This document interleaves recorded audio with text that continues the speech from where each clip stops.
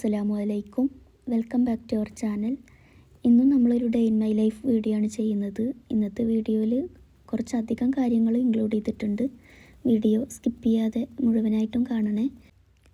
അതിനു മുന്നേ നമ്മളെ ചാനൽ നിങ്ങൾ സബ്സ്ക്രൈബ് ചെയ്തിട്ടില്ലെങ്കിൽ സബ്സ്ക്രൈബ് കൂടി ചെയ്യണേ. പിന്നെ അതിൻ്റെ തൊട്ടടുത്തൊരു ബെല്ലൈക്കൺ കാണാം, അതൊന്ന് എനാബിൾ ചെയ്ത് വെച്ചാലാണ് നമ്മൾ പുതിയ വീഡിയോസൊക്കെ ഇടുമ്പോൾ നിങ്ങൾക്ക് നോട്ടിഫിക്കേഷൻ കിട്ടുള്ളൂ. ആദ്യം നമുക്ക് അസ്മാ ഉൽ ഹുസ്ന ജേർണലിങ് നോക്കാം. ഇപ്പോൾ നമ്മൾ ടോട്ടൽ 63 ഇസ്മ ജേർണലിങ് ചെയ്തിട്ടുണ്ട്. ഇനി 64ാമത്തെ ഇസ്മാണ് അൽ ഖയ്യൂമു, സ്വയം നിലനിൽക്കുന്നവൻ. ഈ ഇസ്മ 16 തവണ ദിവസം ചൊല്ലിയിട്ടുണ്ടെങ്കിൽ മറവി നീങ്ങും, ഹിഫ്ലിന് ശക്തി ലഭിക്കും. ഇപ്പോൾ നിങ്ങൾ ആരെങ്കിലും ഖുർആനൊക്കെ മനപ്പാടാക്കാൻ ഉദ്ദേശിക്കുന്നുണ്ടെങ്കിൽ ഈ ഇസ്മ ദിവസവും 16 തവണ ചൊല്ലിയാൽ മതി. അതുപോലെ ഹൃദയം പ്രകാശിക്കും, എല്ലാ മേഖലയിലും അഭിവൃദ്ധി ലഭിക്കും. 65ാമത്തെ ഇസ്മാണ് അൽ വാജിദു, എല്ലാം കണ്ടെത്തിക്കുന്നവൻ എന്നാണ് ഈ ഇസ്മിൻ്റെ അർത്ഥം. ഈ ഇസ്മ ചൊല്ലി ദുആ ചെയ്താൽ വിശ്വാസ ദൃഢതയും ജീവിത സൗകര്യവും ലഭിക്കും. അതുപോലെ ഒരു പിടി ഭക്ഷണത്തിന്മേൽ ഇത് ചൊല്ലി ഭക്ഷിച്ചാൽ മനസ്സിന് ശക്തി ലഭിക്കും. 66ാമത്തെ ഇസ്മാണ് അൽ മാജിദു, മഹത്വമുള്ളവൻ എന്ന. ഇത് ധാരാളമായി ചൊല്ലിയാൽ നമ്മുടെ ഹൃദയം പ്രകാശിക്കും. ഇനി 67ാമത്തെ ഇസ്മാണ് അൽ വാഹിദു, ഏകനായവൻ എന്നാണ് ഈ ഇസ്മിൻ്റെ അർത്ഥം. 1000 തവണ ഈ ഇസ്മ ചൊല്ലിയാൽ വിഷമങ്ങൾ നീങ്ങും. പിന്നെ പതിവായി ഇത് ചൊല്ലുന്നവർക്ക് സൃഷ്ടികളെ ഭയപ്പെടേണ്ടി വരില്ല. ഇനി 68ാമത്തെ ഇസ്മാണ് അൽ അഹദു, ഒരുവനായവൻ എന്നാണ് ഈ ഇസ്മിൻ്റെ അർത്ഥം. ഇത് ശുദ്ധിയോടെ 1000 തവണ ചൊല്ലിയാൽ അദൃശ്യലോകം, അതുപോലെ തന്നെ അത്ഭുതകരമായ മനഃശക്തി ലഭിക്കും. അപ്പോൾ ഇത്രയൊക്കെ കാര്യങ്ങളാണ് കേട്ടോ. അങ്ങനെ നമ്മളിതാ ടോട്ടൽ 68 ഇസ്മ കംപ്ലീറ്റ് ചെയ്തിട്ടുണ്ട്. ബാക്കിയുള്ളത് ഇൻഷാ അല്ലാഹ് അടുത്ത വീഡിയോയിൽ ചെയ്യാം. ഇനിതാ ഞങ്ങൾ ബ്രേക്ക്ഫാസ്റ്റൊക്കെ കഴിക്കുകയാണ്. ഇന്ന് പുട്ടും ചിക്കൻ കറിയാണ് കേട്ടോ ബ്രേക്ക്ഫാസ്റ്റിന്. അങ്ങനെ മോനക്ക് ഫുഡ് കൊടുത്തിട്ട് ഞാനും കഴിക്കുന്നു. പിന്നെ മോന് സ്കൂളിൽ പോയിട്ടില്ല, അവനക്ക് നല്ല പനിയാണ്.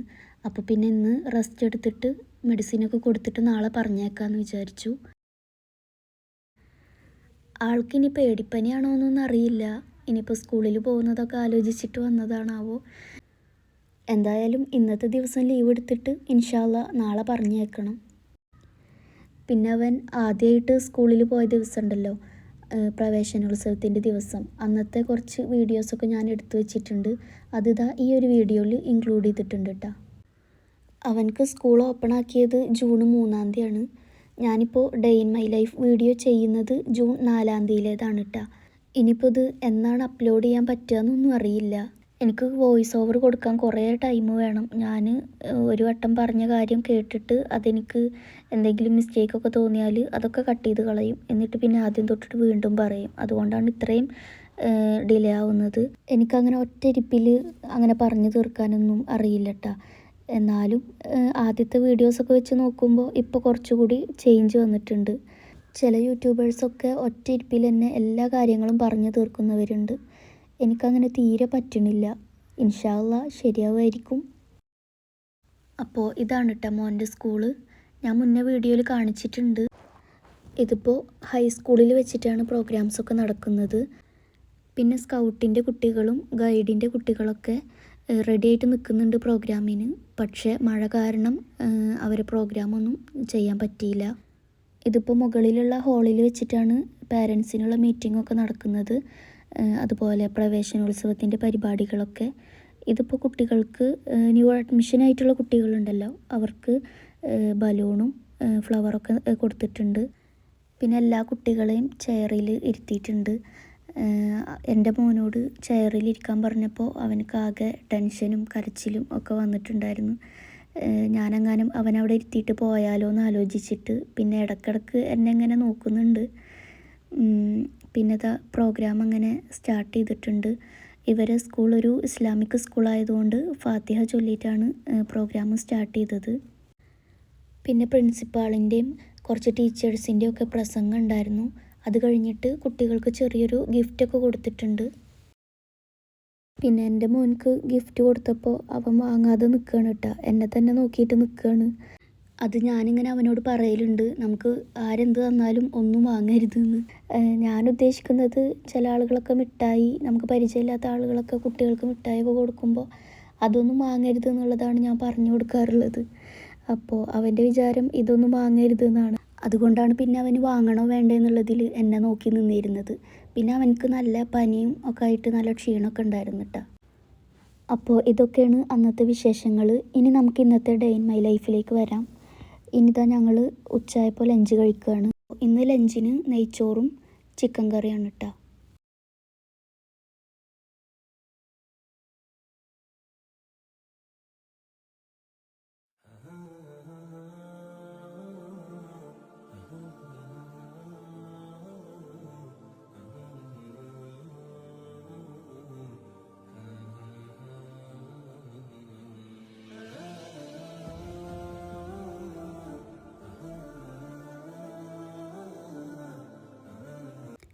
പിന്നെ മോനക്ക് നേരത്തെ സ്കൂളിൽ നിന്ന് ഗിഫ്റ്റ് കിട്ടിയിട്ടുണ്ടായിരുന്നല്ലോ, അതിതാ ഈ ഒരു സ്ലേറ്റ് ആയിരുന്നു കേട്ടോ.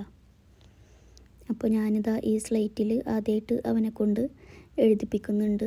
അള്ളാഹു എന്നാണ് എഴുതിപ്പിച്ചത്.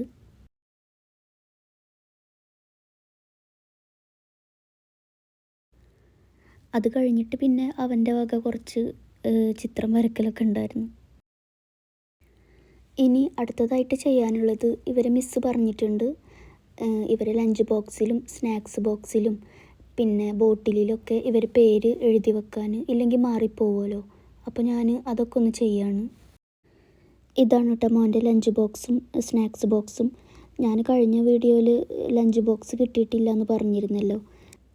ഞാൻ പിന്നെയും കുറേ ഷോപ്പിലൊക്കെ കയറി, പക്ഷേ ഞാൻ വിചാരിച്ച പോലത്തത് കിട്ടിയില്ല. അപ്പോൾ പിന്നെ അവിടെ ഉള്ളതിൽ വെച്ചിട്ട് ഇഷ്ടമായതൊന്ന് എടുത്തു. അങ്ങനെ അതാ ഓരോന്നിലും പേരെഴുതുന്നുണ്ട്. ഞാൻ ആദ്യം വിചാരിച്ചിരുന്നത് ഈ വൈറ്റ്നർ വെച്ചിട്ട് എഴുതാൻ നല്ല ഈസി ആയിരിക്കും എന്നാണ്. പക്ഷേ എഴുതി വന്നപ്പോഴാണ് ഇത് കുറച്ച് ബുദ്ധിമുട്ടുള്ള പണിയാണെന്നുള്ളത് മനസ്സിലായത്. കുറച്ചുകൂടി നീറ്റായിട്ട് എഴുതണം എന്നൊക്കെ വിചാരിച്ചതായിരുന്നു, പക്ഷേ പറ്റുന്നുണ്ടായിരുന്നില്ല.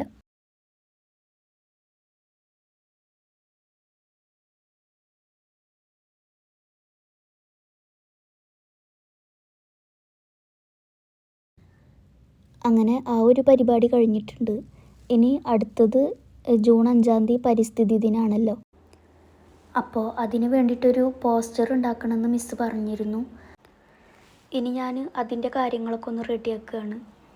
ഇപ്പോൾ ഞാനിതാ ഒരു A4 ഷീറ്റ് എടുത്തിട്ടുണ്ട്. ഇതിലാണ് പോസ്റ്റർ ഉണ്ടാക്കുന്നത്. അപ്പോൾ ഇത് സ്കൂളിലേക്ക് കൊണ്ടുവരണ്ട, നമ്മൾ വീട്ടിൽ നിന്ന് തന്നെ ഉണ്ടാക്കിയിട്ട് ഫോട്ടോ എടുത്തിട്ട് മിസ്സിന് അയച്ചു കൊടുത്താൽ മതി എന്നാണ് പറഞ്ഞിട്ടുള്ളത്. എനിക്കാണെങ്കിൽ ഇങ്ങനത്തെ വർക്കൊക്കെ ചെയ്യാൻ നല്ല ഇഷ്ടമാണ്. ഡ്രോയിങ്, പെയിൻറ്റിങ്, പിന്നെ ക്രാഫ്റ്റ് വർക്ക്, ഇങ്ങനത്തെ ഒക്കെ ചെയ്യാൻ ഭയങ്കര ഇഷ്ടമാണ് കേട്ടോ. അതുകൊണ്ട് ഇങ്ങനെയുള്ള സ്പെഷ്യൽ ഡേയ്സിലൊക്കെ തരുന്ന ഓരോ വർക്കും ഞാൻ എൻ്റെ മാമൻ്റെ മക്കൾ ചെറുതായിരിക്കുന്ന സമയത്ത് അവർക്കും പിന്നെ എൻ്റെ ഹസ്ബൻഡിൻ്റെ പെങ്ങളെ മക്കൾക്കൊക്കെ ചെയ്തു കൊടുത്തിരുന്നു. ഇപ്പോൾ അതാ എൻ്റെ മോൻക്കും. പിന്നെ പരിസ്ഥിതി ദിനത്തിനെ കുറിച്ചിട്ട് പറയുമ്പോൾ നമ്മളെല്ലാവരും മനസ്സിൽ ആദ്യമായിട്ട് കടന്നു വരുന്നൊരു ചിത്രം എന്ന് പറയുന്നത് ഒരു ഭൂമി, അതിലൊരു മരം, അതല്ലെങ്കിൽ ചെറിയൊരു ചെടി. ഇതല്ലേ എല്ലാവരുടെ മനസ്സിലും വരാറുള്ളത്. മിക്കവാറും എല്ലാവരും മനസ്സിൽ ആദ്യം വരിക ഒരു മരത്തിൻ്റെ ഒരു ചിത്രമായിരിക്കും. നമ്മളെ പരിസ്ഥിതി സംരക്ഷിക്കാൻ വേണ്ടിയിട്ട് മരങ്ങൾ വെച്ച് പിടിപ്പിക്കണം. ഇപ്പോൾ ഒരുവിധം എല്ലാ സ്ഥലത്തും മരങ്ങൾ വെട്ടി നശിപ്പിച്ചുകൊണ്ടിരിക്കുകയാണ്. ഇപ്പോൾ ഹൈവേ ഒക്കെ വന്നിട്ട് എത്രയോ മരങ്ങൾ, കുറേ കാലം മുന്നേ ഉള്ള കുറേ മരങ്ങൾ വെട്ടി നശിപ്പിച്ചിട്ടുണ്ട്. എല്ലാം വികസനത്തിന് വേണ്ടിയിട്ടാണ്. എന്നാലും ഒരു മരം വെട്ടി നശിപ്പിക്കുമ്പോൾ വേറെ എവിടെയെങ്കിലും ഒരു മരം വെച്ച് പിടിപ്പിക്കാനും ശ്രമിക്കണം. നമ്മൾക്ക് ദുനിയാവിലും ആഖിറത്തിലും ഒരുപോലെ ഗുണം ചെയ്യുന്നൊരു കാര്യമാണ് മരം വെച്ച് പിടിപ്പിക്കുക എന്നുള്ളത്. ദുനിയാവിൽ നമുക്ക് കിട്ടുന്ന നേട്ടങ്ങൾ എന്തൊക്കെയെന്ന് വെച്ചാൽ, അതിലുണ്ടാകുന്ന ഫ്രൂട്ട്സ് നമുക്ക് കഴിക്കാം, അതുപോലെ നല്ലൊരു തണലായിരിക്കും, നല്ല വായു ശ്വസിക്കാൻ പറ്റും, അതൊക്കെ ഓക്കെ. അതല്ലാതെ നമുക്ക് ഒരുവിധം പ്രകൃതി ദുരന്തങ്ങളിൽ നിന്നൊക്കെ ഒരു രക്ഷ ആണ് മരങ്ങൾ. അതായത് ഈ മണ്ണിടിച്ചിൽ, മണ്ണൊലിപ്പ്, അങ്ങനെയുള്ള ഓരോ ദുരന്തങ്ങളുണ്ടല്ലോ, അതിൽ നിന്നൊക്കെ ഒരു പരിധി വരെ നമുക്ക് ഈ മരങ്ങളുള്ളത് കൊണ്ട് രക്ഷപ്പെടാൻ പറ്റും. ഇനി ആഖിറത്തിൽ കിട്ടുന്ന നേട്ടങ്ങൾ എന്താണെന്ന് വെച്ചാൽ, നമ്മളിപ്പോൾ ഒരു മരം വെച്ചിട്ടുണ്ടെങ്കിൽ അത് വളർന്ന് വലുതാവാൻ കുറേ വർഷമെടുക്കും.